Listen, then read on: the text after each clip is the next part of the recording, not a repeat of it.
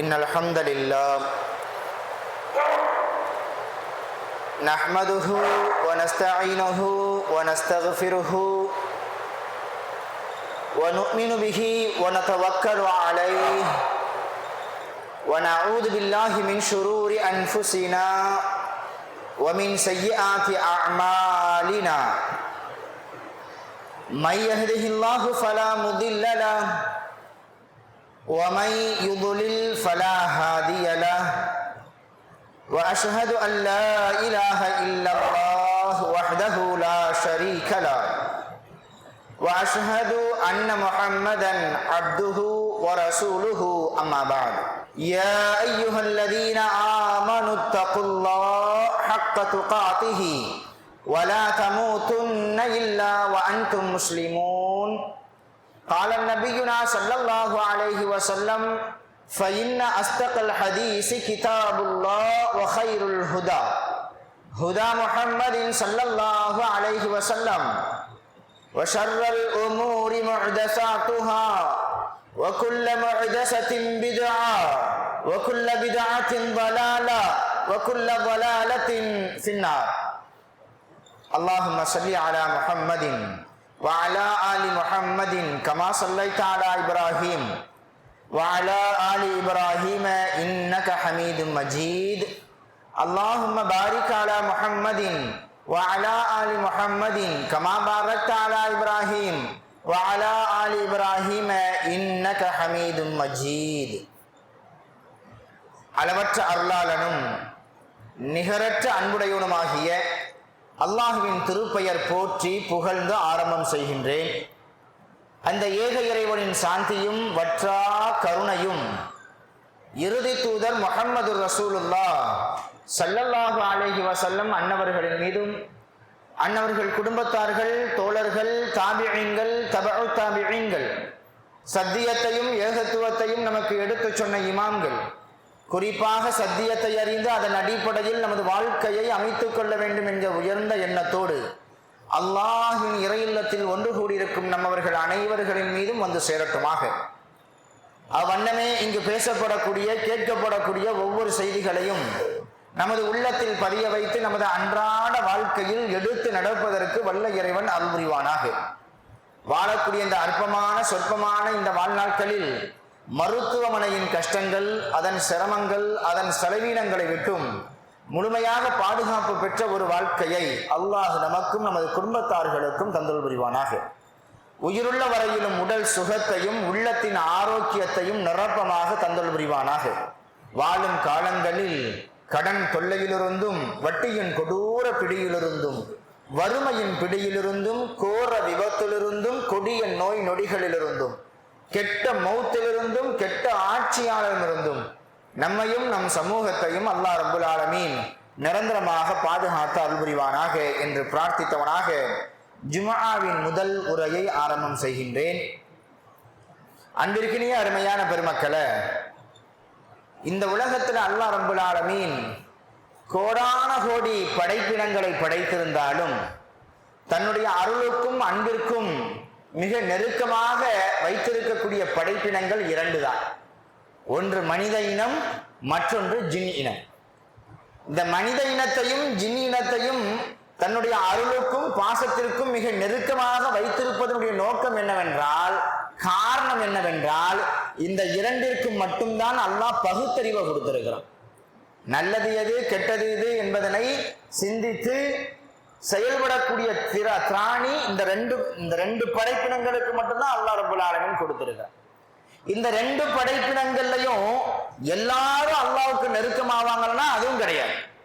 மனிதர்களாக இருக்கட்டும், ஜின்களாக இருக்கட்டும், இந்த படைப்பினங்கள்ல கூட அல்லாஹ்வோடு யார் அதிகமாக நெருக்கமாகுவாங்கன்னா, தான் எதற்காக வேண்டி படைக்கப்பட்டோம், தன்னை படைத்தது யார், தன்னுடைய வாழ்வியல் எதற்காக, இறுதியாக வரக்கூடிய மரணம் எதற்காக, இதையெல்லாம் சிந்தித்து அதிலிருந்து கிடைக்கக்கூடிய பாடங்களையும் படிப்பினைகளையும் தன்னுடைய உள்ளத்தில் பதிய வைத்து தன்னுடைய செயல் வடிவத்தின் மூலமாக யார் அதனை உண்மைப்படுத்துகிறார்களோ அவர்களுக்குத்தான் அல்லாஹ் ரப்புல் ஆலமீன் தன்னுடைய நெருக்கத்தை கொடுக்கிறான். ஒரு மனிதன் வாழ்கிறான் என்றால் அவனை சுற்றி நடக்கக்கூடிய எல்லா சூழலுமே அவனுக்கு ஒரு பாடத்தையும் படிப்பினையும் கற்றுத்தரும். ஒரு மனிதனை சுற்றி நடக்கக்கூடிய அல்லது தன்னுடைய வாழ்வியலில் நடக்கக்கூடிய ஒவ்வொரு விஷயமும் கூட தனக்கு ஒரு படிப்பினையை கற்றுக் கொடுத்து கொண்டே இருக்கும். அல்லது தன்னை சுற்றி இருக்கிறார்கள் பார்த்தீங்களா, அவங்க கிட்ட நடக்கக்கூடிய சில செயல்பாடுகள் நமக்கு சில படிப்பினைகளை தரும். அல்ல அப்படி இல்லையா, உலகத்துல யார் எவரின் மூலமாகவது அல்லாஹ் நமக்கு ஒரு படிப்பினையை தந்துகிட்டே இருப்பான். முன்னோர்கள் சொல்லி தருவார்கள், படிப்பினை பெறாத எந்த மனிதனும் முன்னேற்றத்தின் படியை மிதிக்கவே முடியாதுன்னு சொல்லி தருவாங்க. சின்ன சின்ன விஷயங்கள் என்றாலும் அதுல ஒரு படிப்பினை நமக்கு இருக்கும். அந்த படிப்பினையை நாம் பெறவில்லை என்றால் நம்மை போல முட்டாள்கள் யாரும் கிடையாது. நாம் பெற வேண்டிய படிப்பினைகள் ஏராளம் இருந்தாலும் அதுல சில விஷயங்களை குறித்து நம்ம ஒரு படிப்பினை நம்ம எடுத்துக்கணும். மரணம் இருக்கு பாருங்க, இது ஒவ்வொரு மனிதனுக்கும் கற்றுத்தரக்கூடிய மிகப்பெரிய ஒரு படிப்பினை, ஒரு பாடம். எத்தனை மரணங்கள் நம்ம பார்த்திருப்போம். நம்மை பெற்றெடுத்த நமது தந்தை மரணித்திருக்கலாம், அவருடைய மண்ணறையை நம்ம பார்த்திருக்கலாம், மரணத்தை பார்த்திருப்போம். நம்மை பெற்றெடுத்த தாய், நம் உடன் பிறந்த சகோதர சகோதரிகள், நம்முடைய நண்பர்கள், நமது மஹல்லா வாசிகள், முதியவர்கள், நோயாளிகள், இப்படி எத்தனையோ மனிதர்கள் மரணத்தை எய்திருப்பார்கள். அந்த மரணத்தை நாம் பார்க்கிறோம். அதிலிருந்து நமக்கு கிடைக்கக்கூடிய படிப்பினை என்ன? மரணத்தை போல ஒரு மனிதனுக்கு ஒரு பாடத்தையும் ஒரு படிப்பினையையும் வேற எதுவுமே தராது. அதனாலதான் ரசூல் ஸல்லல்லாஹு அலைஹி வஸல்லம் சொன்னாங்க, ஜூரு இலா குபூரிக்கும் அப்படின்னாங்க. ஜூரு இலா குபூரிக்கும், உங்களுடைய மண்ணறைகளுக்கு நீங்கள் சென்று வாருங்கள்.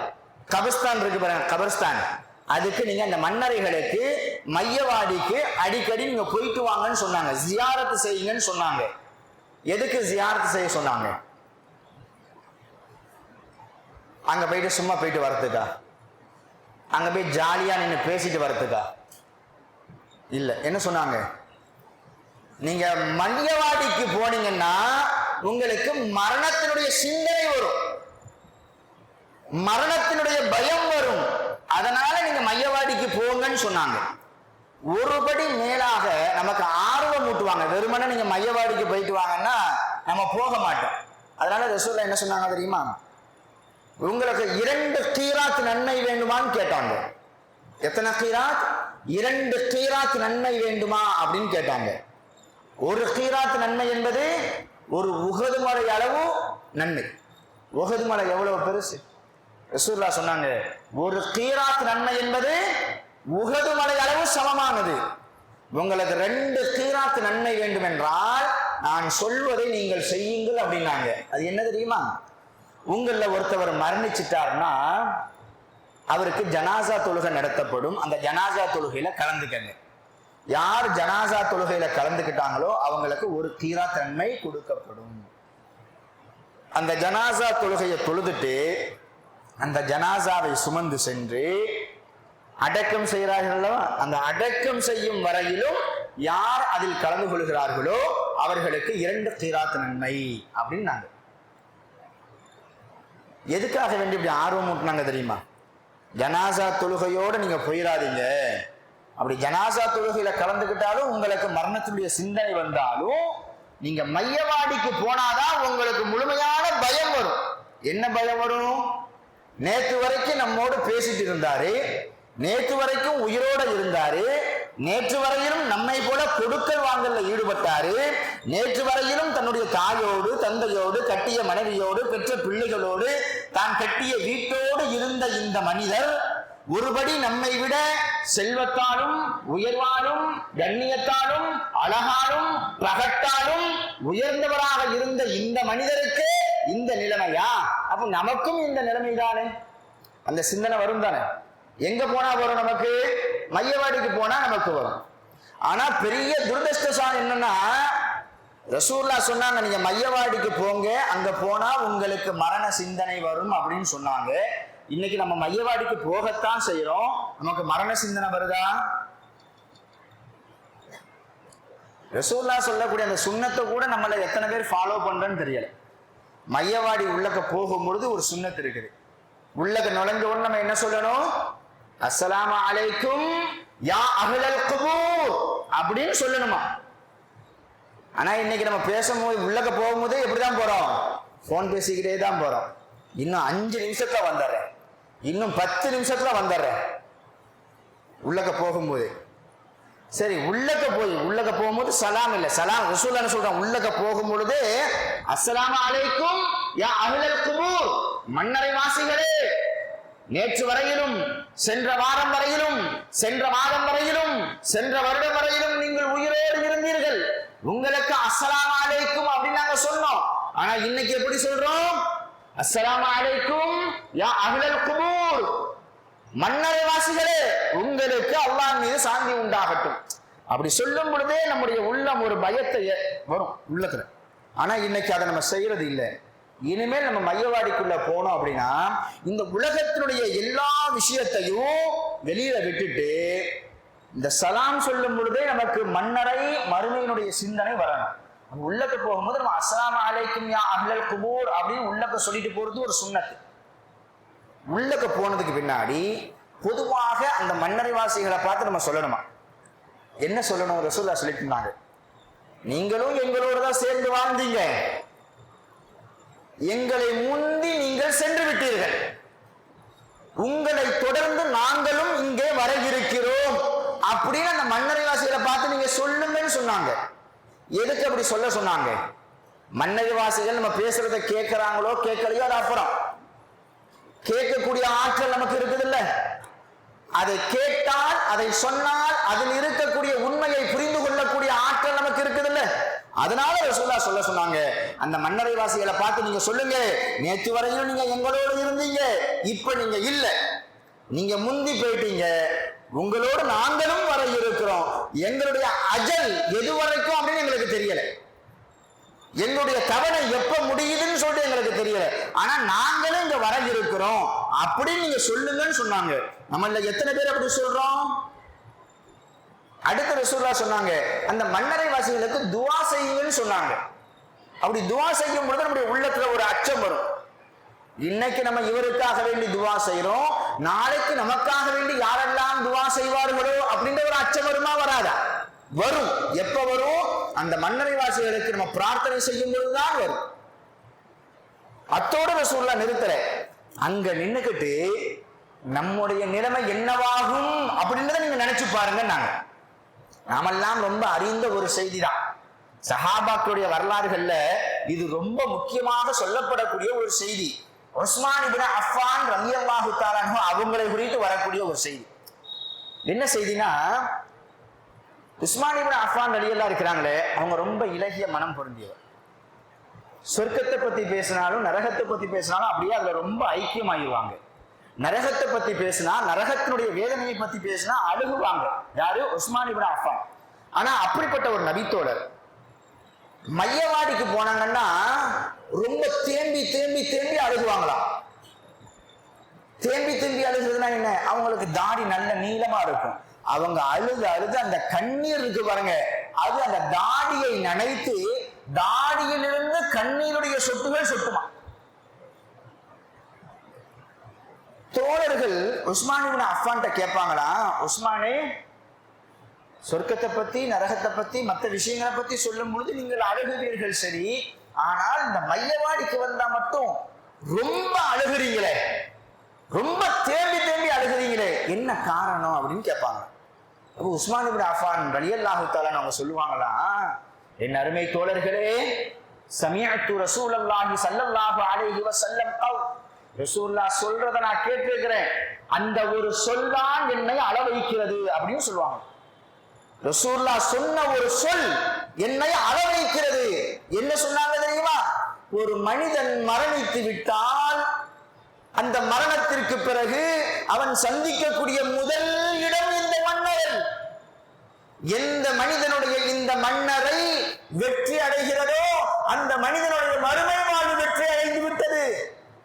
எந்த மனிதனுடைய மன்னரை வாழ்வு தோல்வி அடைந்து விட்டதோ அந்த மனிதனுடைய மறுமை வாழ்வும் தோல்வி அடைந்து விட்டது. நான் அச்சப்படுகிறேன், நான் கவலைப்படுகிறேன். இந்த உஸ்மானினுடைய மன்னரை என்னவாக போகிறதோ. சுப்ஹானல்லாஹ். யாருங்க அந்த உஸ்மான் இப்னு அஃபான்? யார் அந்த உஸ்மான் இப்னு அஃபான்?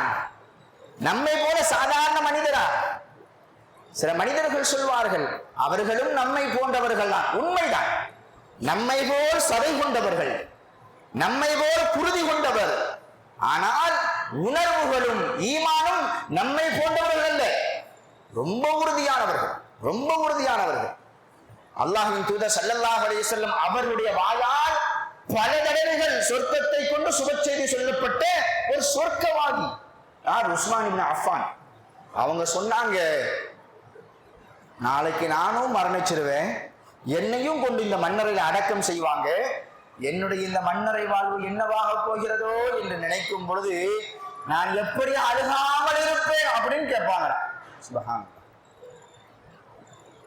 ஆனா இன்னைக்கு அதே மன்னரைக்கு மாசத்துக்கு ஒரு தடவையாச்சும் நம்ம போறோம், 2 மாசத்துக்கு ஒரு தடவையாவது நம்ம போறோம்.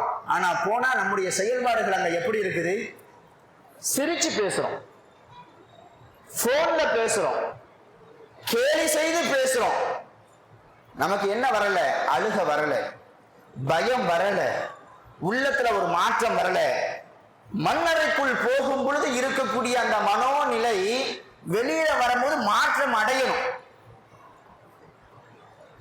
வாரத்துல 7 நாள் துனியா துனியா துனியா துனியா நம்ம ஓடிக்கிட்டே இருக்கிறோம்.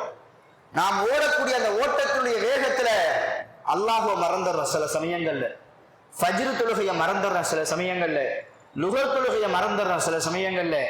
இவ்வளவு ஏன்? இப்படித்தான் ஒரு முஸ்லிம் வாழ வேண்டும் என்று இஸ்லாம் நமக்கு ஒரு வேலியை கற்றுத்தருது பாருங்க. அந்த வேலியை தாண்டி கூட சில சமயங்கள்ல நாம் மேய்ந்து விடுகிறோம். காரணம் என்ன? இந்த துன்யாவினுடைய ஆசை, இந்த துன்யாவினுடைய பேராசை. உண்மை அல்ல இந்த துன்யா. நம்ம இந்த துன்யா ரொம்ப பெருசுன்னு நம்ம நினைக்கிறோம், இந்த துன்யா ரொம்ப அழகுன்னு நம்ம நினைக்கிறோம், இந்த துன்யா நமக்கு ரொம்ப முக்கியம் நினைக்கிறோம். ஆனா இந்த துன்யா நம்மளை அப்படி நினைக்குதா? இல்லங்க. நம்ம தான் இந்த துன்யாவை ரொம்ப பெருசுன்னு நினைக்கிறோம். நம்முடைய அஜல், நம்முடைய தவணை இங்க முடிஞ்சிருச்சு அப்படின்னா இந்த துன்யால நம்ம எதையெல்லாம் சேமிச்சு வச்சிருக்கிறோமோ அது எல்லாம் நமக்கு ரொம்ப தூரமாயிரும். ரசூலுல்லாஹ் சொன்னாங்கல்ல, இந்த மனுஷன் இருக்கிறான எதை பார்த்தாலும் இது என்னுடையது என்னுடையது என்னுடையதுன்னு சொல்றான். இந்த மனிதனுடையது எதுவும் கிடையாது. உண்டு கிழித்தது, உண்டு கிழித்தது, உடுத்து கிழித்தது, உண்டு கழித்தது, பிறருக்கு உதவி செய்து மகிழ்ந்தது. இதுதான் இந்த மனிதருக்குரியது, வேற எதுவும் கிடையாது. வாழக்கூடிய காலகட்டத்தில் பெரிய வீட்டை கட்டி வச்சு இது என்னுடைய வீடுன்னு சொல்றான். நம்முடைய வீடுனா அப்படின்னா நம்ம இறந்து போனதுக்கு முன்னாடி நம்ம வீட்டில் உள்ளவங்க நம்மளை எத்தனை நாள் வச்சிருப்பாங்க? ஒரு நாள் வச்சிருப்பாங்களா? 2 நாள் வச்சிருப்பாங்களா? அவ்வளவுதாங்க. ஆசை ஆசையா கட்டின வீடுங்க. எங்க வீட்டுக்காரர் தான் கேட்டினாரு, எங்க அப்பா தான் கேட்டினாங்க, அதனால இவரை நான் மையவாடியில எல்லாம் வச்சுக்க மாட்டேன், இங்கேயே நான் அடக்கம் பண்ணிடுறேன் அப்படின்னு யாரும் அடக்கம் பண்ண போறாங்களா? கிடையாது. அந்த வீடு நம்முடையது மாதிரி இருக்கும், ஆனா அது நம்முடையது கிடையாது. நம்முடைய செல்வங்கள், நாம் உழைத்த செல்வங்கள் தான் நம்முடையதுன்னு நம்ம சொல்றோம். நம்ம செத்து போயிட்டோம் அப்படின்னா கிடையாது. எதுவுமே நிரந்தரம் கிடையாது. வாழக்கூடிய காலகட்டத்தில் யாருக்கு நாம் உதவி செய்து வாழ்ந்தோமோ அந்த உதவிகள் நமக்கு மன்னரைக்கு வெளிச்சமாக இருக்கும், மன்னரைக்கு மிக நன்மையாக இருக்கும். அப்ப வாழும் காலங்கள்ல யாருக்கும் எல்லோருக்கும் உதவி செஞ்சு வாழணும். உதவி செஞ்சு வாழாட்டாலும் யாருக்கும் உபத்திரமா வந்து என்ன செஞ்சிடக்கூடாது, வாழ்ந்துவிடக்கூடாது. இதுல ரொம்ப கண்ணும் கருத்துமாக இருக்க வேண்டும்.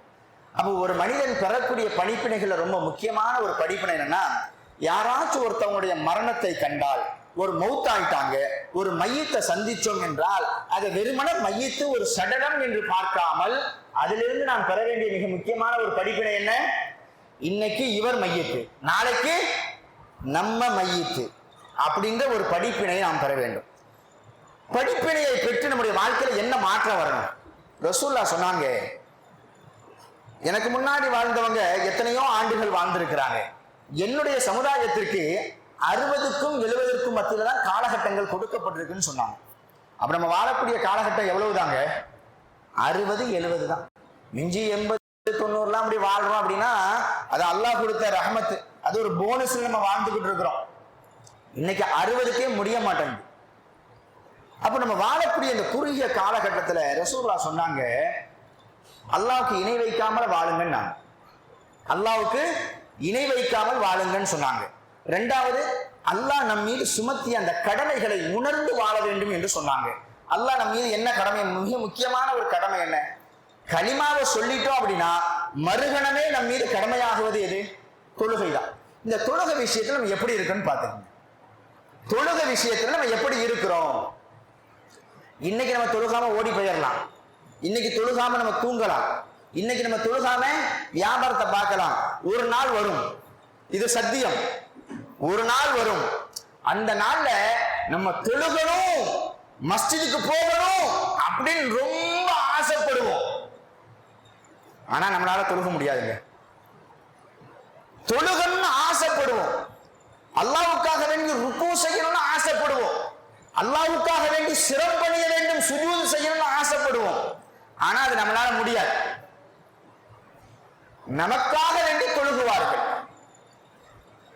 ஆமா, இந்த உலகத்துல வாழும் பொழுது யார் தொழுகையை புறக்கணித்து வாழ்கிறார்களோ, அல்லாஹ் நல்ல உடல்ல ஆரோக்கியம் தந்தும் கூட, உடல் சுகத்தை தந்தும் கூட, நடந்து வருவதற்கு கால்களில் பலம் இருந்தும் கூட, நிற்பதற்கு காலில் பலம் இருந்தும் கூட, யார் தொழுகையில் வந்து நிற்கவில்லையோ அந்த மனிதர் படக்கூடிய கை சேதம் என்ன தெரியுமா? மையத்தாக இருக்கும் பொழுது நாம் ஆசைப்பட்டாலும் ஆசைப்படாவிட்டாலும் நம்முடைய உடல் எங்கு கொண்டு வரப்படும்? மஸ்ஜிதுக்கு கொண்டு வரப்படும். நாம் தொழுக வேண்டும் என்று ஆசைப்படுவோம், அல்லாஹ் என்ன செஞ்சிருவான்? அந்த இபாதத்தினுடைய நன்மையுடைய வாசல்கள் எல்லாம் அடைக்கப்பட்டு விடும். நம்மளால தொழுக முடியாது, நமக்காக வேண்டி தொழுகுவார்கள். ஜனாசா தொழுகை. அப்பதான் சில பாவியான மையத்துகள் கதறுமா, இப்படிப்பட்ட நன்மைகளை எல்லாம் பெற்றுத்தரக்கூடிய இந்த தொழுகையா நாம் புறக்கணித்து விட்டோம். நாம் மரணத்திற்கு பிறகு உயர்ந்த அந்தஸ்தை பெற்றுத்தரக்கூடிய இந்த தொழுகையா நாம் புறக்கணித்து விட்டோம். பள்ளிக்கு அருகாமையில் வீடு இருந்தது, ஒவ்வொரு நாளும் 5 தடவைகள் சொல்லக்கூடிய பாங்கோசையை நான் கேட்டிருந்தேன். ஆனால் தொழுகைக்கு செல்லவில்லையே, எனக்கு ஏற்பட்ட கை சேதமே, எனக்கு ஏற்பட்ட கை சேதமே அப்படின்னு துடிப்பார்களாம் சில பாவிகள். அவர்கள் யார்? இந்த தொழுகையை புறக்கணித்தவர்கள். அப்போ நம் வாழக்கூடிய வாழ்க்கை ரொம்ப சுருக்கமானதுதான், ரொம்ப கம்மியானதுதான். அதில் நம்ம ரொம்ப முக்கியமா செய்ய வேண்டியது என்ன? அல்லாஹ்வுக்கு இணை வைக்க கூடாது. மற்றொன்று, அல்லாஹ் நம் மீது கடமையாக்கிய தொழுகை உட்பட எல்லா கடமைகளையும் சரியான முறையில் செய்வது. மூன்றாவது ஒரு விஷயத்தை நம்ம உணர்ந்து வாழணும். அது என்ன விஷயம்னா, ரசூலுல்லாஹ் சொன்னாங்க, லா யதுகுலுல் ஜன்னத காத்தியுன் அப்படின்னு சொன்னாங்க. என்ன சொன்னாங்க? லா யதுகுலுல் ஜன்னத காத்தியுன். எந்த ஒரு மனிதன் உறவுகளையும் உறவினர்களையும் துண்டித்து வாழ்வாரோ அந்த மனிதருக்கு அல்லாஹ் சொர்க்கத்தை ஹராமாக்கி விட்டான். அப்படி வாழக்கூடிய வாழ்க்கை ரொம்ப சொற்பமானதுதாங்க. உறவுகளோடு சேர்ந்து வாழ வேண்டும், உறவினர்களோடு சேர்ந்து வாழ வேண்டும். உறவுகளுக்கும் உறவினர்களுக்கும் கொடுக்க வேண்டிய அந்த கண்ணியத்தை சரியான ஒரு முறையில கொடுத்தரணும். இன்னைக்கு உறவுகளோடு சேர்ந்து வாழுங்க அப்படின்னு நம்ம சொன்னாலே மறுகணமே மற்றவங்கள்ட்ட இருந்து வரக்கூடிய ஒரு வார்த்தை என்ன தெரியுமா? உறவோடு சேர்ந்து வாழணும்னு சொல்றாங்க. அந்த உறவு எனக்கு என்ன செஞ்சிருச்சு, எதுக்கு நான் சேர்ந்து வாழணும் அப்படின்னு கேட்கிறாங்க. உறவுகள் செய்கிறார்களோ செய்யலையோ, அல்லாஹ் சொல்றான் உறவுகளோடு சேர்ந்து வாழுங்கன்னு சொல்லிட்டு. அந்த உறவுகள் உங்களுக்கு ஒன்றும் செய்யாட்டா என்ன? அந்த உறவுகளுக்கு நம்ம செய்வோமே, அவங்க செஞ்சா மட்டும்தான் நம்ம வாங்கிக்கணுமா? அவங்க செய்யலன்னு தெரியுது, அந்த உறவுக்கு நம்ம செய்யலாமே. நான் எதுக்கு செய்யணும்? அவங்க எனக்கு ஒண்ணுமே செய்யலையே, நான் கஷ்டப்பட்டேன், பார்த்துட்டு தானே இருந்தாங்க, நான் சிரமத்துல இருந்தேன், எனக்கு உதவியே செய்யலையே, அவங்களுக்கு நான் எதுக்கு உதவி செய்யணும்? அவங்களுக்கு உதவி செஞ்சா எனக்கு என்ன நன்மை? நன்மை இருக்குது. ரப்பு சொன்னாங்க, அல்லாஹ்வுடைய ரசூல் சொன்னாங்க, யாரெல்லாம் உறவுகளோடு சேர்ந்து வாழ்கிறார்களோ அவர்களுக்கு அல்லாஹ் ரப்பல் ஆலமீன் இனிமை கொடுக்க மாட்டான், கெட்ட மரணத்தை கொடுக்க மாட்டான், பரக்கத்தினுடைய விசாலத்தினுடைய வாசல்களை திறந்து வைப்பான்னு சொல்லிட்டு ரசூலுல்லாஹ் சொன்னாங்களே, அது உண்மையா இல்லையா? மற்றவங்க சொல்றத விடுங்க, ரசூலா போய் சொல்லுவாங்களா? இல்லாத ஒரு விஷயத்தை சொல்லுவாங்களா? மிகைப்படுத்தி சொல்லுவாங்களா? ரசூலா சொன்னாங்க, உறவுகளோடு சேர்ந்து வாழும் காலமெல்லாம் அல்லாஹ் அபிவிருத்தியினுடைய வாசலை திறந்து வைக்கிறான். உறவுகளுக்கு கொடுக்க வேண்டிய கண்ணியத்தை நாம் கொடுத்து வாழும் காலமெல்லாம் ஒரு அசிங்கமோ கேவலமோ நம்மை தொட்டுவிடாமல் அல்லாஹ் பாதுகாக்கின்றான். இதைவிட சிறந்த கூலி நமக்கு வேற என்ன இருக்க முடியும்? அதனால எனக்கு உறவுகள் என்ன செஞ்சாங்க அப்படின்னு கேட்கறதை விட்டுட்டு, உறவுகளுக்கு நான் செய்கிறேன், என் ரப்பு எனக்கு செய்வான் அப்படின்ற ஒரு எண்ணத்தோடு உறவுகளோடு நாம் சேர்ந்து வாழ்வோம், எல்லா விதமான நன்மைகளையும் பெறுவோம். அப்போ வாழக்கூடிய வாழ்க்கை சொற்பமானது. அந்த வாழ்க்கையில மரணத்தை பார்த்தோம் என்றால், மையத்தை பார்த்தோம் என்றால், அதிலிருந்து நாம் படிப்பினை பெற வேண்டும். அந்த படிப்பினுடைய வெளிப்பாடாக அல்லாஹ்விற்கு இணை வைக்காமல் வாழ வேண்டும். அல்லாஹ் நம் மீது கடமையாக்கி அந்த கடமைகளை சரியான முறையில் செய்ய வேண்டும். மூன்றாவது, வாழும் காலங்களில் உறவுகளோடு சேர்ந்து வாழ வேண்டும். அந்த உறவுகளுக்கு நன்மை செய்து வாழ வேண்டும். அல்லாஹ் ரப்புல் ஆலமீன் அப்படிப்பட்ட ஒரு நன்மையான ஒரு வாழ்க்கையை வாழக்கூடிய நசீபை நமக்கும் நம்மை சார்ந்தவர்களுக்கும் அல்லாஹ் ரப்புல் ஆலமீன் நசீபாக்கி தந்தல் புரிவானாக என்று பிரார்த்தித்தவனாக ஜும்ஆவின் முதல் உரையை நிறைவு செய்கிறேன். அல்ஹம்துலில்லாஹ் வஸ்ஸலாத்து வஸ்ஸலாமு அலா ரசூலில்லாஹி அம்மா பஅத். فأعوذ بالله من الشيطان الرجيم. بسم الله الرحمن الرحيم. يا أيها الذين آمنوا اتقوا الله قولوا قولا سديدا يصلح لكم أعمالكم ويغفر لكم ذنوبكم ومن يطع الله ورسوله فقد فاز فوزا عظيما. அன்பிற்கினிய அருமையான பெருமக்களே, அல்லாஹ் ரப்புல் ஆலமீன் நமக்கு கொடுத்த அமானிதங்களே ரொம்ப முக்கியமான ஒரு அமானிதம் என்னன்னா, நமக்கு கொடுக்கப்பட்ட குழந்தை செல்வங்கள். நம்முடைய பிள்ளைகள் இருக்கிறாங்கல்ல, இவங்க மிகப்பெரிய ஒரு அமானிதம். நம்ம பிள்ளைங்களை வெறுமன பிள்ளை என்பதாக மட்டும்தான் நம்ம பார்க்கிறோம். யாராச்சும் ஒருத்தவங்க நம் பெற்றெடுத்த பிள்ளைகளை பார்க்கும் போது இது அல்லாஹ் கொடுத்த மிகப்பெரிய ஒரு அமானிதம், இந்த அமானிதத்தை குறித்து நாம் கேள்வி கேட்கப்படுவோம் அப்படின்ற ஒரு எண்ணத்தோடு நம்முடைய பிள்ளைகளை என்னைக்காச்சும் நம்ம பார்த்திருக்கிறோமா? அப்படிதான் பார்க்கணும். பிள்ளைகளை நாம் பெற்ற பிள்ளை என்று பார்ப்பதை தாண்டி இவர்கள் அல்லாஹ் கொடுத்த அமானிதம் அப்படின்னு பார்ப்போம். அப்படி பார்க்கும் பொழுதுதான் அந்த பிள்ளைகளுக்கு நாம் செய்ய வேண்டிய கடமைகளை சரியான ஒரு முறையில் நம்ம செய்வோம். நம்ம ஊர்ல சில பகுதிகள் இருக்குது, பேர் சொல்லக்கூடாது. அந்த பகுதிகளில் வளரக்கூடிய பிள்ளைகளுடைய நிலைமை இன்னைக்கு எப்படி இருக்கு தெரியுமா? 10 வயசு பிள்ளைங்க தம் அடிக்கிறாங்க. வெறுமன தம்மு மட்டும் அடிக்கல, அதுக்குள்ள கஞ்சாவை கலந்து அடிக்கிறாங்க. எத்தனை வயசு? 10-15 வயசு உட்பட்ட பிள்ளைகள் நமது ஊர்ல, வேற எந்த ஊர்லயே இல்ல, நமது ஊர்ல சில பகுதிகளில் இருக்கக்கூடிய பிள்ளைகளுடைய நிலைமை என்ன தெரியுமா? காலையில எழுந்திருச்ச உடனே அவங்க டீ குடிக்கிறாங்களோ இல்லையோ, வீட்டுக்கு நன்மை செய்கிறார்களோ இல்லையோ, அவங்களுடைய கண்களும் உள்ளங்களும் தேடக்கூடிய பொருள் எது தெரியுமா? இந்த போதை பொருள் தான். அவருடைய நண்பர்களுடைய வட்டாரம் எப்படி இருக்குது அப்படின்னா, ஒரு நிமிஷம் பேசுனாங்கன்னா அந்த ஒரு நிமிஷத்துல 50 நிமிஷம் காது கொடுத்து கேட்க முடியாத கெட்ட வார்த்தைகளை பேசுகிறார்கள். இவர்கள்லாம் யாரு? 30 வயசு 40 வயசை அடைந்த பெரியவர்கள் அல்ல, சிறியவர்கள். இளைஞர்கள் அல்ல, சிறியவர்கள். இப்படிப்பட்ட ஒரு கெட்ட பழக்கத்திற்கு ஆளாகுவதற்கு சுற்றுச்சூழல் ஒரு காரணமாக இருந்தாலும் பெற்றோர்களாகிய நாமும் அதற்கு ஒரு முக்கியமான ஒரு காரணமா இருக்கிறோம். எந்த வகையில காரணமா இருக்கிறோம் தெரியுமா? அந்த பிள்ளைங்களுக்கு முன்னாடியே பெற்றவர்கள் பீடி குடிக்கிறாங்க. அந்த பிள்ளைங்கள்ட்டயே தம்பி சிகரெட் வாங்கிட்டு வாங்குறாங்க. யார்கிட்ட? தான் பெத்த பிள்ளைகிட்ட சிகரெட்டை வாங்கிட்டு வாங்கன்றாங்க. ஒரு கையில குழந்தைய வச்சுக்கிட்டு இன்னொரு கையில அந்த போதை பொருளை உட்கொள்ளக்கூடியவர்களாக இருக்கிறாங்க. நாமெல்லாம் அறிந்த ஒரு செய்தி தானே, சின்ன வயசுல நம்ம எதை பார்க்கிறோமோ அதுதான் நம்முடைய உள்ளத்துல பதியும். பிள்ளைங்களுடைய எண்ணமும் அதுதான்.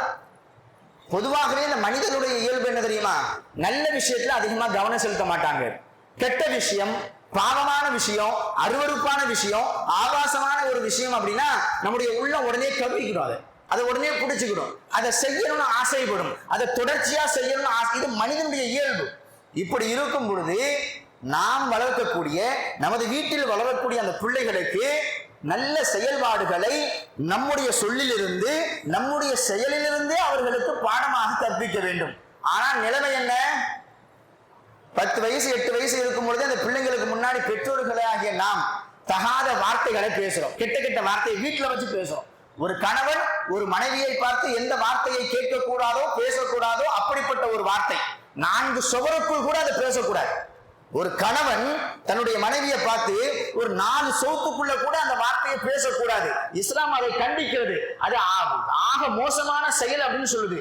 அப்படிப்பட்ட ஒரு வார்த்தையை எல்லோரும் பார்க்கும் விதத்துல, குறிப்பாக தான் பெற்ற பிள்ளைகளை வைத்துக் கொண்டு அது போன்ற வார்த்தைகளை பேசும் பொழுது அந்த உள்ளத்துல எது பதியும்? இந்த ஆபாசமான அருவருப்பான வார்த்தைகள் தான் பதியும்.